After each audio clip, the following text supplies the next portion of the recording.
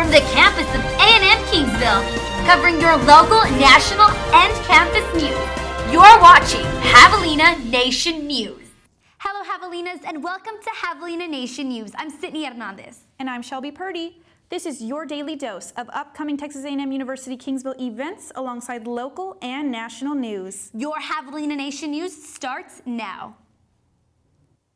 A&M Kingsville has a new queen. 12 women competed in the 2015 Miss Texas A&M University Kingsville Scholarship Pageant for the title of Miss TAMUK. The pageant consisted of an interview, casual wear, and evening gown competition. This year, it was judged by Grace Rubio, the 1990 Miss Texas A&I, Thomas Bingham, the former TAMUK student body president and founder of the bigger event, alongside Hillary Elizondo, the 2008 Miss Teen Texas International. Georgia Dunn won the title of second runner-up, and Savannah Stroman won first runner-up. They will both receive scholarships. The 2014 Queen, Samia Damidi, crowned Carson Alsip as the 2015 Miss TAMUK. Alsip will receive a $2,000 scholarship and serve as Miss TAMUK for a year. The 2015 A&M Kingsville Arts and Sciences Dean's Colloquium featured Dr. Mark Vandewaal. He is the CEO and co-founder of the Center for African Resource, Animals, Communities, and Land Use, also known as CARACL. Vandewaal lectured, "Is sustainable management achievable in the African context? The African elephant as a model," which drew from his personal experiences. Dr. Vandewaal is a wildlife ecologist with over 30 years of experience working in wildlife management and research. He was the principal wildlife biologist for Shelby, Botswana's first national park. In Shelby, he was in charge of coordinating research for the district for the Department of Wildlife and National Parks. His experience has directed and guided the research and outreach programs where he works at CARACL. The Kingsville community gathered at the campus of A&M Kingsville on University Boulevard Friday, April 10th for the annual Relay for Life. The American Cancer Society Relay for Life event is an experience that gives everyone in communities across the globe a chance to celebrate the lives of people who have battled cancer. Each year, more than 4 million people in over 20 countries take part in this global phenomenon and raise much-needed funds and awareness to save lives from cancer. The Department of Chemistry at A&M Kingsville presented the 35th Annual Garland Lecture in Chemistry by Professor Jonathan L. Sessler on April 17th. His lecture, Expanded Porphyrins Based on Peril, Pyridine, and Furan, focused in particular on texafrins that act as cancer-localizing agents, as well as on systems that support unexpected electronic configurations. Dr. Sessler works in the Department of Chemistry at the University of Texas at Austin. Jodi Arias will spend the rest of her life behind bars. Arias, known as the vengeful ex-girlfriend, has been sentenced to life in prison. She brutally took the life of ex-boyfriend Travis Alexander nearly 8 years ago. In court, Judge Sherry Steffen said the court finds, as the jury found, that the crime was especially cruel. Arias remains and has been behind bars since her 2008 arrest. Senator Marco Rubio announced on Monday, April 13th, that he is running for the Republican nomination for president. In his first words as a presidential candidate, he took on opponent Hillary Clinton, saying he was running because the 2016 race for the White House should be about the future and not about the past. The 43-year-old first-term Republican from Florida made his presidential announcement just one day after Clinton announced her bid for the Democratic nomination. The former First Lady announced her presidential run on Sunday, April 12th, and her first campaign event took place Tuesday, April 14th in eastern Iowa. One of A&M Kingsville's most popular traditions, the Spring Fling, has passed once again. The annual celebration took place April 1st on University Boulevard. The event featured DJ Daxter as well as live music throughout the night.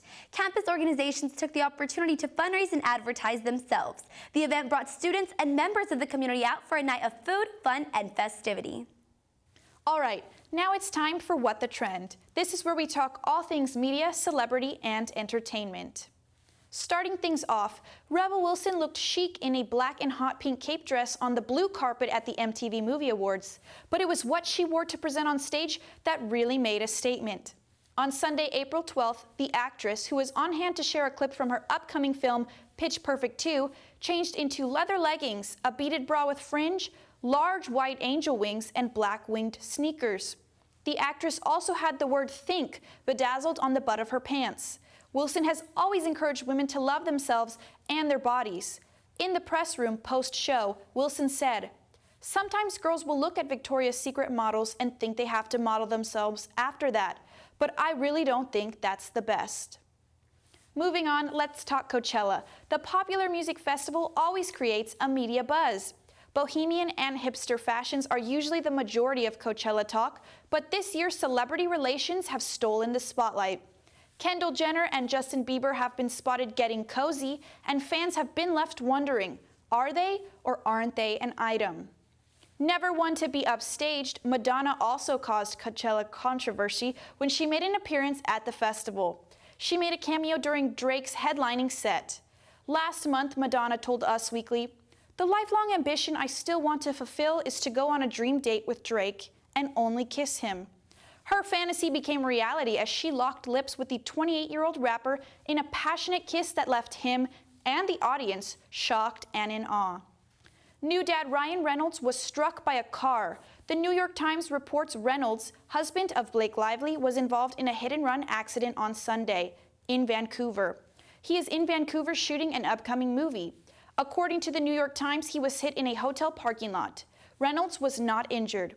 Leslie Sloan, Reynolds' publicist, said, "While walking, Ryan was struck by a paparazzi driving a car through an underground parking garage. The man fled the scene. Ryan is okay." Thank goodness no one was hurt. That wraps up this week's entertainment news. Now let's go to Tessie for our sports update. Tessie? Now this weekend, the biggest topic in sports was the 2015 Masters. He might not yet be the next Tiger Woods, but Jordan Spieth served notice to the golfing world with the record-breaking first major victory at the Masters on Sunday. The 21-year-old became the second youngest player to win at Augusta behind Woods' 1997 effort, and just the fifth man to lead the prestigious tournament from start to finish.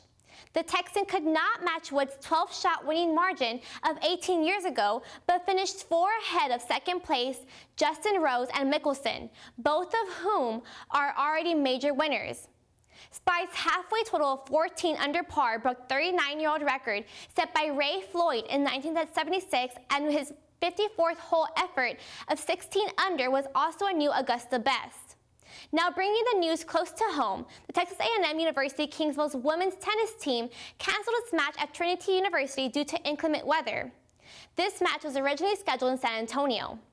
The Javelinas return to the courts for the regular season finale this week as they host Tarleton State University and prepare for their Lone Star Conference Championships tournament, which will be held on April 4th in Lawton, Oklahoma.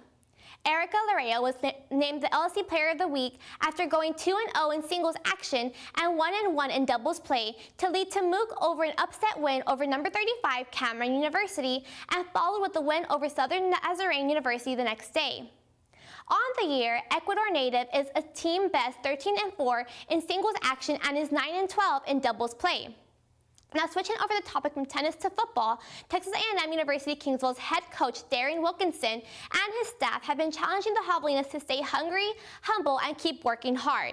With the new era officially underway, Wilkinson has given each and every student athlete the opportunity to fight for a spot in camp. Wilkinson said that they are starting with a new clean slate and they have not yet plugged in a player as a starter in any position. With the spring football game just a few days away, the Javelinas have a few practices remaining before the big game later this week. The Make-A-Wish spring game is scheduled for 6 p.m. on April 25th at the historic Javelina Stadium. And this wraps up our sports segment here on Javelina Nation News. I'm Tessie Ledesma. Well, we've reached the end of our broadcast here for Javelina Nation News. I'm Sydney Hernandez. And I'm Shelby Purdy. Be sure to keep watching Javelina Nation News. In our last broadcast, we will be telling you how to prepare for finals. Thanks for watching Javelina Nation News. Dedicated, determined, dependable.